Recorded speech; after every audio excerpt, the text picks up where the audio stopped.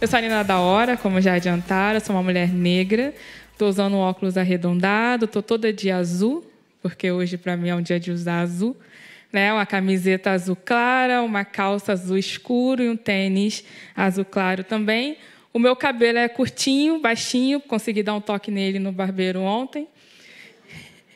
E estou com um brinco do lado esquerdo, uma argola do lado esquerdo. E sou uma mulher negra retinta, é importante fazer esse recorte. Bom, quando me convidaram para estar conversando com vocês sobre todos esses termos que foram citados pela Gal, eu fiquei pensando, primeiro, no público, né? Me mandaram, me enviaram como que foi no ano passado, e, segundo, em como abordar esses termos sem necessariamente ser tão academicista, porque, como vocês viram, na bio, de fato, onde eu tenho mais carreira ou mais tempo de dedicação é realmente no meio acadêmico, né? E eu fiquei pensando como falar de tudo isso sem usar necessariamente esses termos, né? Eu acredito que, dentro da tecnologia, quando nós utilizamos ou fazemos o recorte de raça, nós temos a tendência, enquanto tecnologistas e cientistas da computação, a tentar reinventar o que é o conceito de raça do que já está posto, principalmente no contexto do Brasil, né? Nós já temos filósofos, sociólogas, cientistas sociais, líderes de movimento negro, que já trabalharam e trabalham esse termo de uma forma muito mais concisa, objetiva e direta para conseguir compartilhar na sociedade do que nós, tecnologistas, conseguiríamos fazer, ou conseguimos, ou temos conhecimento suficiente para fazer. Então, quando há a introdução, ou quando precisa ter a introdução ao termo racismo algorítmico para áreas que não estão acostumadas a lidar com isso diariamente ou a perceber esses problemas diariamente, é sempre importante começar reverenciando essas pessoas, trazendo o reconhecimento do trabalho dessas pessoas, sejam acadêmicas ou não, para conseguir introduzir o termo para vocês, né? Primeiro, todo mundo aqui está confortável com o termo algoritmo? Então, beleza, já passaram da primeira pergunta da prova. Está todo mundo confortável com o termo inteligência artificial? Bom, então vocês estão vivendo num mundo diferente do meu, porque eu, estudante, e vou ser estudante por muito tempo da área, não estou confortável com o termo de inteligência artificial. E esse é o debate que antecede o debate de racismo algorítmico. A forma que nós nos encontramos com o conceito de inteligência artificial já é uma forma um pouco bagunçada, um pouco deturbada, tá? Se vocês forem olhar, né, se vocês tiverem curiosidade de olhar a história da inteligência artificial, só terão citações e só terão tido reconhecimento na construção dessa área um homem branco.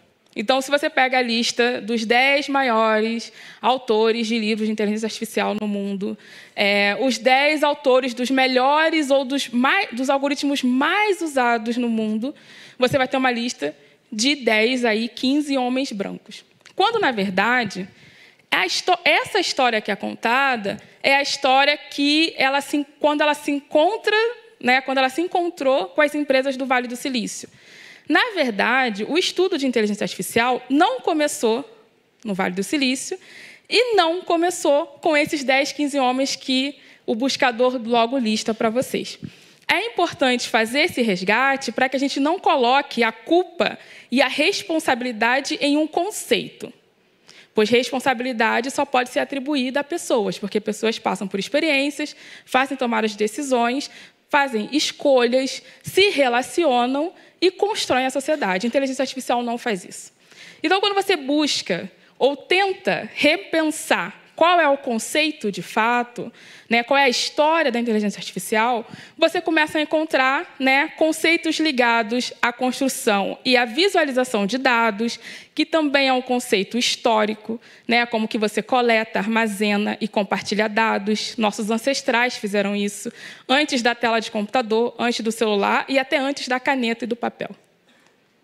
Quando você considera isso como parte do desenvolvimento, da construção do conceito de inteligência artificial, você começa a questionar se nós deveríamos estar chamando ou utilizando o termo inteligência atribuída ao artificial. né? Eu não sei se tem neurocientista ou pessoas que se interessam por essa área, estudiosos e curiosos dessa área aqui, mas já está mais do que fundamentado na academia e fora dela, de que nós não conhecemos o nosso cérebro totalmente. Conhecemos parte deles. E a cada nova interação, seja interação no mundo real ou no mundo virtual, eu não gosto nem de fazer essa separação, mas fica sempre mais fácil para o público, mas, assim, em outra palestra, eu digo qual é a minha questão com essa separação.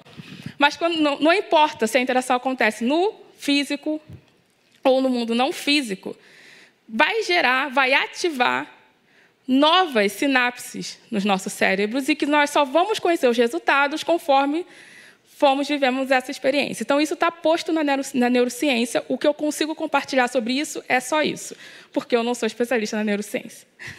E eu também não sou generalista. Então, assim, eu estou na academia por um motivo, justamente por não ser generalista. Dito isso, existe um debate que majoritariamente tem sido feito e liderado por pesquisadoras negras, nos Estados Unidos, no continente africano e aqui no Brasil. É importante reverenciar que os estudos de racismo algorítmico no Brasil têm um impacto muito grande do trabalho dessas mulheres. Eu vou citar alguns nomes aqui que, quando vocês escutarem, pode ser difícil de escrever, mas depois eu envio para a organização para enviar de alguma forma para os e-mails que vocês escreveram. Maratimity Gerbro, Rediet Abebe, Abeba Birhane, que as três, né, Rediet e Abeba, são etíopes, né, a Timinity também, e as três são da ciência da computação. E eu as cito porque elas são as minhas três referências. Eu não busco quais são os 10 maiores cientistas da computação, não preciso disso, porque eu já tenho minhas três referências e estou muito satisfeita com elas, sendo as três mulheres negras de fora dos Estados Unidos. Obrigada. E elas têm feito um trabalho, cada uma em uma interação diferente na academia, que foi muito importante para pesquisadoras no Brasil e pesquisadoras como eu. Em 2018, quando o termo racismo algorítmico começou a fazer parte do nosso dia a dia, a Joy, Timinity e a Beba estavam conversando, né, como todo mundo faz, seja na academia, seja num bar, e começaram a questionar como que os sistemas que fazem análise facial, tá, de empresas não estavam reconhecendo a pele negra em suas ferramentas. Isso foi em 2018. Isso foi em 2018. É sempre importante frisar isso, porque o que está acontecendo agora em 2023 é uma evolução, pelo menos na tecnologia, dessa problemática de 2018. Elas lançaram um artigo, tá? A Joy e a Timinity. Nesse artigo, depois de 5 anos, foi quando elas conseguiram fazer com que a proposta, né, de discussão chegasse ao Senado americano. E elas foram representar a academia no Senado americano para discutir a problemática que elas conseguiram levantar em 2018. Eu faço questão de fazer esse marco da linha do tempo para as pessoas entenderem que pesquisa leva tempo. É um ritmo totalmente diferente do corporativo. E o que faz a diferença, ou o que pode fazer a diferença, quando o corporativo encontra termos e conceitos como esses, ou pesquisas como estas? É que nós podemos acelerar, pelo menos, em como esse debate vai ser feito. E essa é a proposta. E eu fiquei pensando como que eu ia compartilhar isso para um público que pode estar no meio a meio, meio acadêmico, meio corporativo, ou um público que só está no meio corporativo, ou um público que não está em nenhum dos dois. O nosso papel, enquanto cientista, é levantar a problemática. De vez em quando a gente consegue resolver. Essa é a verdade. É que nós temos essa postura da inteligência, da nerd, e, na verdade, a gente levanta muito bem os problemas. Isso é, de fato... Se tem uma coisa que a gente consegue fazer, é levantar e descobrir o problema. O que as pessoas que não estão nesse meio acadêmico, ou mais que estão no meio onde, e aí eu preciso ser muito sincera aqui, os recursos financeiros para poder implementar as soluções para isso realmente estão girando, precisam participar do debate enquanto tomadores de decisão. Só que, como eu fiz desde o início, o recorte racial, para mim, assim como o de gênero, é muito importante. Mas, de fato, eu caminho muito mais com o recorte racial. Eu acredito que, para esse debate da tecnologia, nós precisamos visibilizar o que foi feito e o que é feito por pessoas negras para tentar combater ou mitigar os danos causados pelo racismo. Eu sempre pontuo que racismo algorítmico é um termo muito, muito interessante para conseguir visibilizar a problemática. Mas, de forma alguma, assim, gente, desculpa, com todo respeito com quem usa, de forma alguma ele diferencia do racismo que nós já estamos acostumados, não deveríamos, mas nós já estamos acostumados e sabemos lidar com algumas nuances dessa reprodução. Então, enquanto pesquisadora negra, esses termos que foram citados aqui, vieses, inteligência artificial, racismo algorítmico, não cheguei a citar a visão computacional, mas eu atuo mais na área de imagens, né? Porque por muito tempo foi privado da população negra, a população negra foi privada de fazer o seu auto-reconhecimento, o seu autoconhecimento. E isso passou por tentar invisibilizar ou retirar a nossa noção de construção de imagem. Então, eu trabalho com imagem por conta disso, para um resgate que precisa ser feito na tecnologia. Só que dos caminhos que eu tenho encontrado para conseguir implementar, né, a discussão, porque eu ainda não tenho a pretensão de tentar resolver o racismo, assim, acho que não é um problema meu, não deveria ser um problema de nenhuma das pessoas negras, inclusive. Mas na tecnologia eu tenho que andar equilibrando um pouco para não mexer ainda com pessoas importantes demais. Deixa eu ter o doutorado, que aí vai ser, o bagulho vai ficar doido. Mas um dos caminhos que eu tenho encontrado para implementar isso é justamente trazer para o debate atores que não estão vivenciando o dia a dia que eu vivencio na pesquisa, na academia, nos grupos de trabalho, nas discussões, nas implementações de artigo. Eu acho que é super importante tirar essa visão de que escrever, compartilhar, estar numa conferência que não necessariamente é aberta ao público, não deveria e não é uma construção somente da elite acadêmica. Então, fico muito feliz de ter a oportunidade de estar em espaços como esses, assim como em escolas, que era o que eu estava fazendo semana passada, porque é o momento que eu tenho de tirar do papel e tirar dessas conferências fechadas o que nós estamos discutindo e implantar ou compartilhar um pouco com vocês. Não sei o que vocês vão fazer com as informações que eu coloquei aqui. Alguns de vocês, com certeza, já tinham tido acesso, até de forma muito mais concisa do que eu apresentei aqui, mas eu, de fato, espero que vocês consigam participar da contribuição e da mitigação dos danos, reconhecendo os seus papéis nessa construção. Então, pessoas negras, o que eu aconselho, né, e o que eu sempre tento compartilhar é que não é o nosso papel resolver o racismo, mas é o nosso papel conseguir proteger a nossa comunidade. A forma que eu utilizo é, de fato, pensando ferramentas de tecnologia que não nos privem de viver e não nos tirem o direito fundamental, que é a vida. Então, por isso o termo hacker antirracista. E as pessoas brancas que querem participar ou que têm proatividade para participar desses debates, de fato, vocês são uma parcela bem grande da sociedade que tem acesso a recursos financeiros e outros recursos, tanto de comunidade, de parcerias, para fazer com que todas essas ideias saiam do papel. Obrigada. Palmas, por favor, que maravilhosa. Obrigadíssimo, Nina, pela potência da sua fala tão necessária. Mas você continua com a gente, não é isso? Então, fique à vontade, por favor. E eu gostaria de convidar ao palco Denise Pinheiro, sócia e líder de transformação digital, por favor. E Eduardo Alves, sócio e líder da Dimensão de Raça e Etnia, para participar do próximo painel. Por favor. Mais palmas, gente! Por favor, eu peço que façam a autodescrição e o palco é de vocês. Edu. Vamos lá, vou fazer a autodescrição então. Sou homem preto, 1,80 m, estou usando uma camisa rosa. Pediram para não vir com camisa listrada, mas era a rosa que eu tinha. Tô com uma calça preta, um tênis preto também. E estou usando óculos. Isso. Isso aí.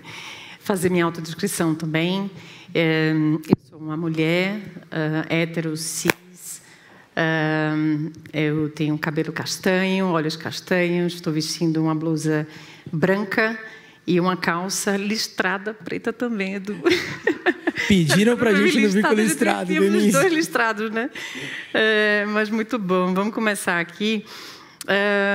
Nina, primeiro que eu já virei tua fã, né? Eu falei ali nos bastidores. Mas quando eu estava, né, pesquisando, né, sobre tua trajetória, uma coisa que me chamou a atenção, que foi comentado, que você optou, nos teus 15 anos, em ganhar um kit de Arduino. Não sei quem conhece aqui, mas o kit de Arduino é um kit na eletrônica, né? Na engenharia eletrônica, que são componentes para você estar ali desenvolvendo suas habilidades. E me conectou, porque eu sou engenheira eletrônica de formação, e eu me lembro, né, lá em 1997, quando na engenharia a gente tinha que fazer ali, montar protoboards, né, e desenvolver códigos para que a gente pudesse acender uma LED. Eu me lembro assim, uma coisa boba, né, acender uma LED. E hoje você tem aí todos os nossos dispositivos com milhares, né, milhões de componentes, né? E então nos faz pensar o que está por trás disso, por trás de tanta codificação ali, né? E tem um estudo da inteligência artificial, um relatório da Unesco de 2019, né, que trouxe uma informação que nem eu tinha me dado conta, né, que a maioria das assistentes virtuais tem nomes e vozes de mulheres. Não sei se vocês também já tinham percebido e feito essa reflexão. Então, a gente tem a Siri da Apple, a gente tem a Cortana da Microsoft, a gente tem a Alexa da Amazon, a Google Assistant, também uma voz feminina, né? E nessa pesquisa, né, aponta que a voz sintética feminina é percebida, né, como capaz de resolver problema.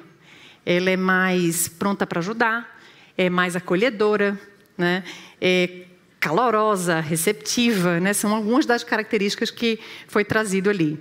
Enquanto o equivalente na voz masculina é uma figura mais de autoridade. Então, Nina, o que esses vieses da inteligência artificial representam para as mulheres reais e quais seriam suas recomendações para que as tecnologias não perpetuem preconceitos de gênero e raça? Massa, Denise, obrigada pela pergunta. Acho que foi um gancho importante, porque as pesquisadoras que eu citei, no artigo, que eu acabei não falando o nome, eu acho que é Gender Shades, isso. Elas citam, né, elas fazem a correlação da problemática do não reconhecimento de pessoas negras por ferramentas de análise facial, né, e, para contextualizar isso, elas falam que, majoritariamente, mulheres negras não estavam sendo reconhecidas. E aí, parte do artigo é justamente trazer, né, na época que estava acontecendo assim, um boom de venda de ferramentas de assistência pessoal com a voz feminina, elas trouxeram os dados que, né, você contextualizou muito bem, que são dados de pesquisas de outras áreas, né, dizendo por que elas estavam utilizando as vozes femininas para isso.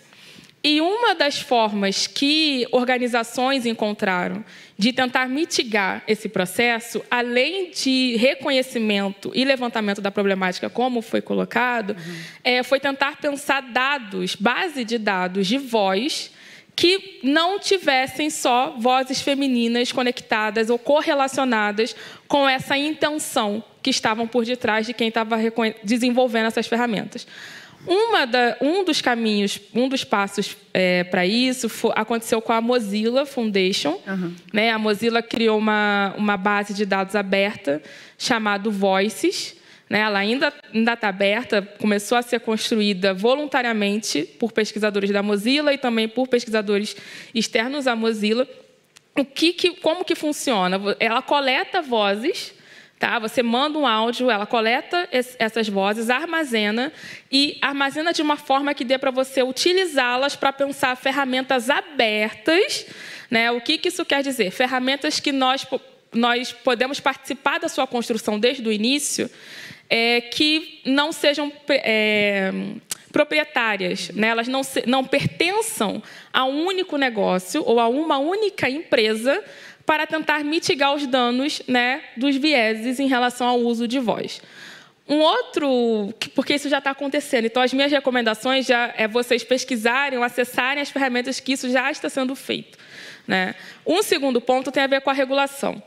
Porque como que essas coletas de dados, como que essas coletas de voz acontecem? Nós não sabemos. De forma clara, assim, nós não sabemos. Nós temos ali uma noção, por realizarmos pesquisa nessa área, de como que eles pretendem ou como que eles tentam fazer isso. Mas nós não temos certezas. Então, no debate da regulação que tem acontecido no Brasil e no mundo, eu só tenho participado daqui do Brasil. Né? Uma das formas que nós estamos tentando engatar ali nesse debate da construção da regulação é a abertura da documentação de como que a coleta dos dados são feitas. Né? Então, por quê e como que eles acabam escolhendo dados de mulheres para participar desse processamento, para esse desenvolvimento? Quais são os critérios? Quais são as regras? Então, essas regras de coleta, né, que é antes da organização, também tem sido uma das recomendações feitas pela gente para tentar mitigar essa reprodução da misoginia, enfim, do machismo, né? É sempre importante pontuar que a tecnologia não está inventando novos termos e novas violências. Ela está perpetuando, está reproduzindo o que já existe. E tal como a voz, né, Nina? Acho que nesse mesmo estudo da Joy, ela traz no contexto também do reconhecimento facial, né? Então, é um conjunto complexo de treinamento, né, que refletem a diversidade humana. Então, se você não treina, né, a inteligência para refletir a humanidade, você vai ter esses enviesamentos. Edu, uma vez aí para fazer uma pergunta aí para Nina. Obrigado, Denise. Ô, Nina, vou fazer uma pergunta que o pessoal da plateia também vai ficar pensando quem eles gostam mais. Vamos falar aqui de X-Men. Eu queria que você falasse pra gente qual é o seu X-Men favorito. Não, nem eu sabia. Pergunta mais difícil do dia. Apesar que eu sou muito mais fã do universo Marvel. Então, para mim é muito fácil. O universo Marvel tem a Pantera Negra, que finalmente virou uma mulher. E a Mulher de Ferro Negra, que é uma jovem negra. Então, da Marvel, eu vou começar respondendo assim, que é mais fácil. Do X-Men, eu gosto muito da Tempestade, mas obviamente, claro que eu não ia dar esse mole. Não só pela líder... Porque, para mim, ela é a verdadeira líder do X-Men. Né? Eu sei que o professor Xavier lá, todo inteligente e tal, mas, para mim, ela é a verdadeira líder, porque ela que mantém as pessoas ali, colaborando entre si. Se você prestar atenção no desenho dos quadrinhos, é isso que acontece. Mas eu também gosto muito dos dois personagens, a Vampira e o Mutano, que são personagens que a imagem deles são sempre distorcida no desenho, fazendo parecer que eles são estranhos justamente pela estética dele, quando, na verdade, eles são dois personagens importantíssimos na colaboração que acontece ali da equipe. Então, não só por trabalhar com imagem, eu entendo que quando você de cara já julga a pessoa pelo que você está olhando, você perde a oportunidade ali da construção e da colaboração. Então, os dois aí ficam em segundo lugar. Adorei sua resposta, gostei. E você, no começo, você colocou que tem dois personagens que agora são mulheres negras. E vai ao encontro daquilo que eu costumo falar, que diversidade, de vez em quando, a gente faz por constrangimento, de vez em quando a gente faz por conveniência, e de vez em quando a gente faz por convicção. Mas a convicção acaba estando no CPF de cada um. E aí, esse CPF, trabalhando, ele faz com que a empresa tenha conveniência ou convicção também. Por que eu estou falando isso? Porque, gente, eu aprendi diversidade com a X-Men quando eu tinha dos 11 anos até os 21, comprando gibi. E, para hoje, para hoje a gente ter personagens negros é porque, certamente, tem algum executivo negro nessas empresas que está mudando a trajetória disso. E é por isso que a gente faz esse link com o que a gente vai falar agora, que é a inteligência artificial. Sem sombra de dúvidas, quando a gente está falando de inteligência artificial, a gente está falando agora de ferramentas úteis para concessão de crédito, para contratação, ou seja, ferramentas que acabam impactando a nossa vida. Agora, pode ser que essas ferramentas impactem negativamente a vida de grupos minorizados. E aí, Nina, vai outra pergunta para você. E o Brasil, que jeito está regulando isso? E você acha que essas regras, elas permitem que essas ferramentas evoluam sem que causem danos ou prejudiquem a vida da população minorizada? Fala pra gente um pouquinho. Nossa, que pergunta fácil. Acho que é bem importante a gente sempre tá trazendo esse debate da regulação, porque está acontecendo agora, né? Para quem não sabe, tem dois projetos de lei que estão em votação, agora eles estão em pausa, estão retornando, que é o projeto de lei ligado às fake news, que às vezes as pessoas confundem que é o mesmo projeto da inteligência artificial, né? Não é o mesmo. Então, tem um projeto de lei fake news, esse é o nome, não me cobrem números, porque como eu não sou do direito, eu não guardo número de nenhum projeto de lei. E o projeto de lei do Marco Civil da Inteligência Artificial, né, que foi proposto, começou no Senado, um grupo de juristas, né, acho que foi super legal o trabalho desses juristas, conseguiram construir um documento de mais de 180 páginas para que nós, especialistas, conseguíssemos participar tanto do debate das audiências públicas, como também do retorno, os feedbacks, comentários, para tentar construir um marco civil, de fato, que faça sentido para o Brasil, né? Esses dois projetos de leis, eles estão abertos, por isso que é importante dizer os nomes, quando vocês buscarem, eles estão abertos para leitura, estão abertos a feedbacks, a comentários, organizações que vocês podem procurar, que podem receber, tá, as sugestões de como que podemos lidar da melhor forma com essa regulação. E aí, no caso do Brasil, né, de 2021, final de 2021 para cá, começaram a ser realizadas oficinas, workshops que pudessem trazer para esse debate pessoas que estão no setor privado. Porque o que acontece com o debate de projetos de leis? Eles ficam muito... ficam muito presos ao setor governamental e ao terceiro setor, né, que são as ONGs que participam mais dessas construções, as ONGs ligadas a direitos digitais. E, para esse caso, como tem o recorte de raça e gênero, teve e está tendo também uma participação muito grande dos movimentos que são ligados ao movimento negro e movimentos LGBTs no Brasil. Dito isso, nós visualizamos que estava tendo um afastamento porque estava criando essa ideia de culpabilização e não a ideia de responsabilização, né? E por que é importante fazer essa diferenciação para quem está no setor privado? Porque a culpabilização, como você trouxe a questão do CPF, a pessoa toma para si como se fosse, eu estou falando diretamente com você. Não, você faz parte de uma comunidade, você faz parte da sociedade. As suas escolhas interferem no coletivo? Interferem. Mas eu não estou dizendo que o problema de racismo algorítmico é direcionado a um CPF.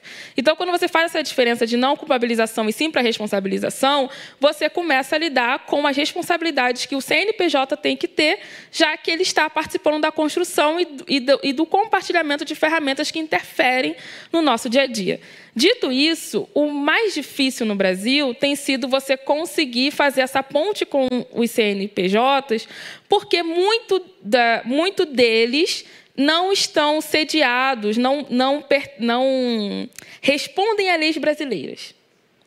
E aí esse é o debate mais crítico, porque como que você lida com ferramentas que são pensadas em um contexto diferente da nossa população? Então, tem esse entrave para o debate acontecer, e um outro entrave que é algo muito nítido no Brasil, é o acesso ao debate, né? Então, eu, de certa forma, consigo ter o acesso por meio do trabalho que eu desenvolvo, seja na universidade ou seja no terceiro setor. Mas outras pessoas que têm tanto conhecimento quanto eu da área tecnológica ou do debate de raça e gênero, muitas vezes são invisibilizadas nesse processo e não conseguem participar do debate.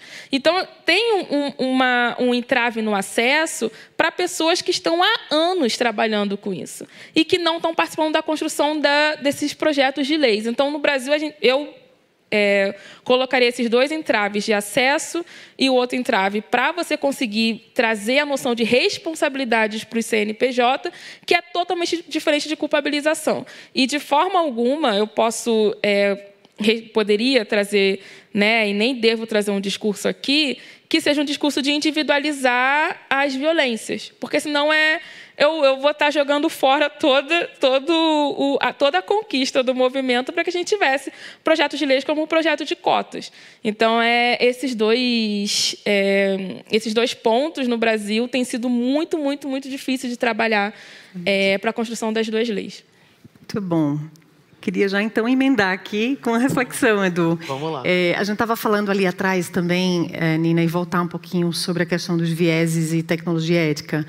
E você trouxe a palavra da responsabilização, e a gente fala muito da adoção da inteligência artificial de forma responsável, né? E quando a gente fala de forma responsável, tem diversos olhares. A gente está falando desde da questão ética, da questão da governança, da gestão dos riscos, né?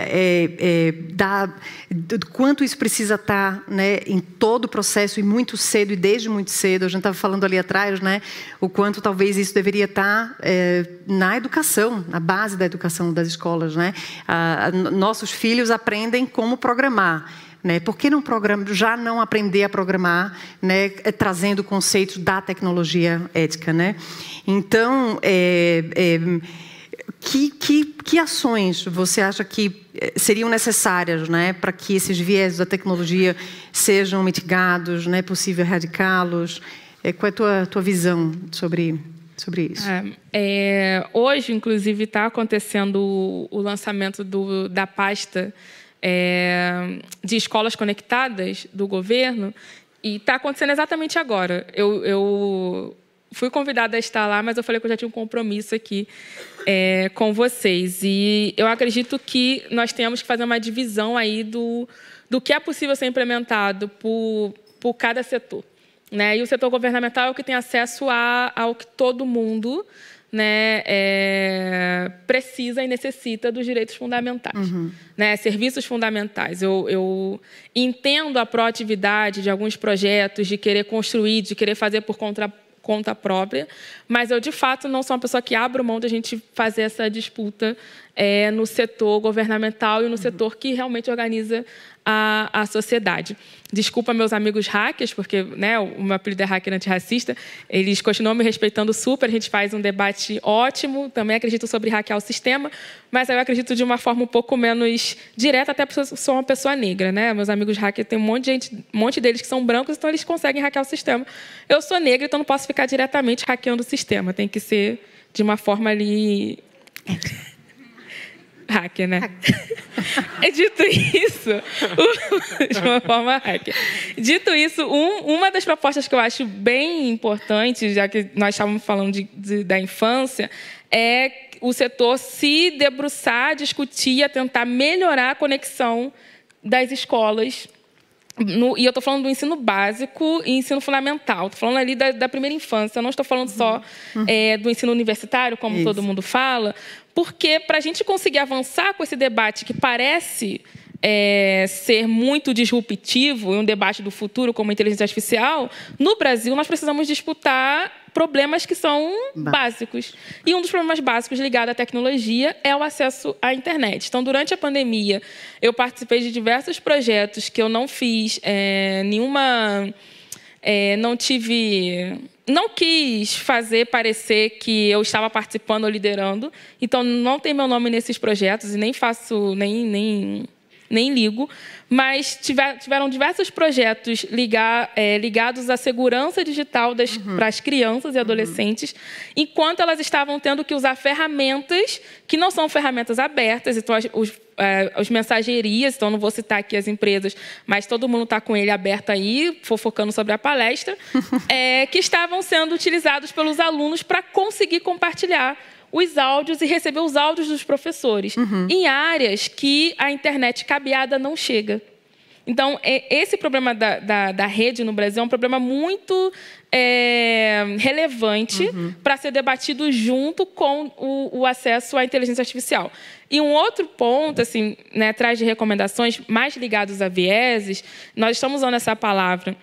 Eu não sei se ficou claro, assim, na primeira fala que eu fiz, que o viés ele faz parte da nossa construção social, né? Então, eu diariamente não tento fazer uma correlação com o racismo, porque racismo é crime, e o viés não está tagueado como crime na nossa lei, né? Então, faz parte da nossa construção, principalmente o viés implícito, que é aquele que você já age porque você foi acostumado e socializado dessa forma, né? Então, eu sempre faço essa diferença. Quando nós estamos falando de viés algorítmico, é justamente o momento que o desenvolvedor, por exemplo, está pensando o código e, na hora de pensar o código, ele só pensa o código para homem e mulher, por exemplo. Isso é um exemplo de viés implícito, né? De que vai sendo reproduzido por essas máquinas. E uma das iniciativas que eu tenho visto ligado à tecnologia responsiva, que aí responde melhor a segunda parte da sua pergunta, tem sido essa formação dos desenvolvedores em ética, né? E aí, formar em ética, que tem sido foi um debate, inclusive, que eu estava participando de manhã. Ética, as pessoas têm a ideia de falar sobre ética por área. Ah, não, porque tem a ética no direito, a ética no empresarial, a ética... Bom, ética é ética, todas elas oriundas da filosofia. Dito isso, dito dessa forma, para tentar diminuir um pouco o debate em relação à ética e aumentar o debate em relação à formação, quando você faz com que os desenvolvedores passem por essa formação de ética, eles também passam por uma formação de tentar entender por que, né, eles estão pensando e criando aquelas ferramentas tecnológicas. E aí, quando eles começam a fazer esse questionamento para si mesmo, eles vão questionar quem está acima deles. Então, a formação, estou dizendo que, no final das contas, a formação de ética para desenvolver produtos tecnológicos, pensado para a área para a tecnologia responsiva, ela precisa acontecer de cima para baixo e não de baixo para cima. E é um pouco do que o trabalho que eu desenvolvo na ThoughtWorks é esse, né? Mais ligado à tecnologia, é como que eu consigo pensar as formações para cada cargo, mas que todas elas, de alguma forma, formem um quebra-cabeça só. Porque aí vai resultar nos produtos tecnológicos que sejam menos danosos para a sociedade. É muito interessante, porque vieses, eu acho que vai numa camada muito inconsciente do ser humano, né? E só vai para a camada da consciência se você educa, se você traz, se você é intencional, né, nas ações. Então, vir o tom da liderança, né, sobre a importância e você educar na base, acho que é a combinação aí importante. Eu trouxe uma frase da Joy, a gente já comentou a Joy, então depois, né, pesquisem aí, tem alguns TEDs dela que são maravilhosos, que eu gostei, que ela fala assim: quem codifica é importante, como codificamos é importante, por que codificamos é importante, né? Então, é isso, em todas as etapas, né? A gente está falando de adoção de parceiros, de tecnologias, né? De startups, e todo esse entorno precisa, né, tá muito bem pensado de forma responsável. Edu, perguntas aí tem pergunta aqui do público. Tem pergunta aqui do público. E antes eu queria fazer até uma reflexão. A gente tem uma pesquisa chamada Abismo Digital, no qual a gente analisa toda essa parte de conexão, inclusive relacionando isso à educação. E aí, Nina, antes de ir para a pergunta do público, como você vê essa questão de 5G? A gente fala muito de 5G como algo muito positivo, né? Algo que vai resolver a vida. Fala um pouco mais sobre isso, só para, acho que, letrar o público a respeito desse assunto e aí eu já passo para a pergunta do público. Pode ser? A gente tem uns minutinhos aí ainda. Temos. Ah, tá, beleza. Fazer um deflash aqui. Então, tem essa discussão do 5G. Como especialista, eu vou ter que dividir meus chapéus agora. Como especialista de tecnologia, eu acredito que, de fato, vai trazer um avanço, está trazendo um avanço para pesquisas relacionadas a como que você interage, tá, no mundo virtual de forma ainda mais... A proposta é você conseguir interagir de forma mais real no mundo virtual, né? E aí você traz uma tecnologia que ela permite que você consiga fazer de forma mais rápida a transmissão de imagem, a transmissão de vídeo para outra pessoa. E é tão rápida que você consegue, de fato, fazer uma transmissão que você interaja com a outra pessoa por vídeo. Eu não estou falando de filtros, eu estou falando de realidade aumentada e realidade virtual. Então, você consegue transformar não, né? Ninguém vai virar mutante com 5G, mas você consegue transformar, né? Melhorar a ideia de como que você interage, né? Como que você aproxima mais pessoas que estão em lugares distintos no mundo físico. Então, a proposta do 5G, ela se une muito à proposta de pesquisa ligada a esse avanço de interação humano-computador. Agora, eu vou tirar meu chapéu de especialista de tecnologia e vou vestir meu chapéu do terceiro setor. É isso que eu queria. O que tá em debate, de fato, é o quanto que você consegue avançar com tecnologia sem realizar o desmatamento agressivo, que é o que, infelizmente, as técnicas propostas para você fazer internet cabeada, para você conseguir fazer avanço como esses do 5G no Brasil, você precisa... Você usa técnicas que necessariamente precisam desmatar territórios, e aí, em sua maioria, territórios que estão na Amazônia, e você também prejudica a população desse entorno. Então, o entrave do debate de 5G no Brasil está justamente como que você pensa tecnologia sem você estar destruindo o mundo que vai utilizar o território que vai utilizar essa tecnologia. É um debate que está sendo proposto na Unesco, é um debate que deveria estar sendo mais discutido pelas organizações que estão participando da construção da COP 2030, que vai acontecer em Belém, se eu não me engano. O debate que foi agora realizado no último evento do Pacto Global com a ONU, nas últimas semanas, acho que acompanharam a Semana do Clima, a Semana da Sustentabilidade Financeira atrelado ao clima. Então, de fato, esse é o debate que está fora da caixinha da tecnologia. É como você repensa a implementação sem você destruir os territórios. Infelizmente, as técnicas que estão sendo propostas hoje são técnicas que privilegiam destruir os territórios para conseguir inovar.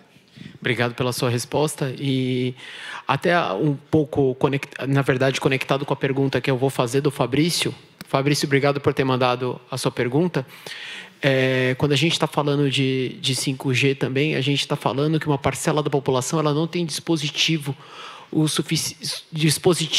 capaz de acessar o 5G, o que acaba intensificando uma desigualdade que a gente tem.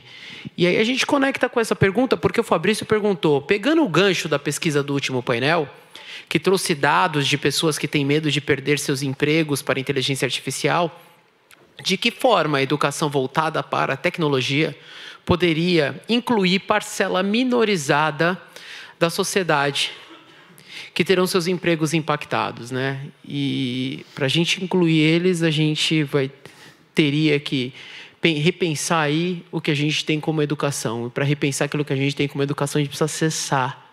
Para acessar, a gente precisa de ferramenta. Bom, tá com você, Nina. Pô, Fabrício. Olha, nós já falamos de acesso, estamos falando de formação, e agora eu vou trazer um outro ponto para complementar, até para não ser repetitiva. Logo no início da fala, eu falei sobre estarmos questionando o uso da palavra inteligência atrelada ao artificial, certo? Então, quando realizam essas pesquisas e compartilham essas pesquisas, a primeira pergunta que nós, pesquisadores de ética em IA, fazemos é: quem participou dessa pesquisa? em quais contextos elas foram feitas. Então, eu já vi diversas pesquisas que replicam o método de você tentar utilizar carros autônomos em determinadas estradas, em determinados contextos, para dizer que a profissão de motorista vai acabar em alguns anos.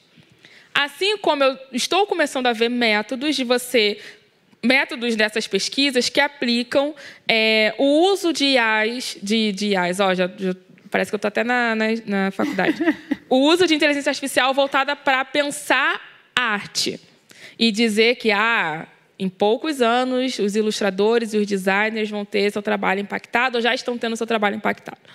E a resposta que nós temos para isso, por enquanto, é justamente a pergunta sobre quem está participando dessas pesquisas. Por quê? Se você for olhar essas pesquisas e as metodologias que estão sendo utilizadas, elas são utilizadas em um contexto propício, uma estrada boa, né? Num lugar sem trânsito, num lugar com poucas pessoas. Eu sempre leio como essas pesquisas estão sendo realizadas.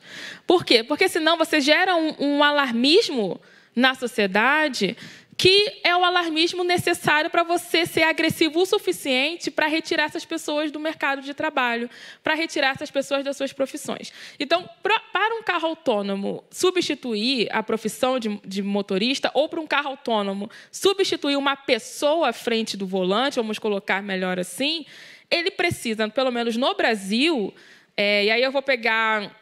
Nem vou pegar a estrada dos Bandeirantes, que eu tenho aprendido que ela é uma estrada super boa, assim, que a galera utiliza. Vou pegar a estrada ali que relaciona, sei lá, Bahia e Brasília, para você ir de Brasília para Bahia, de Bahia para Brasília.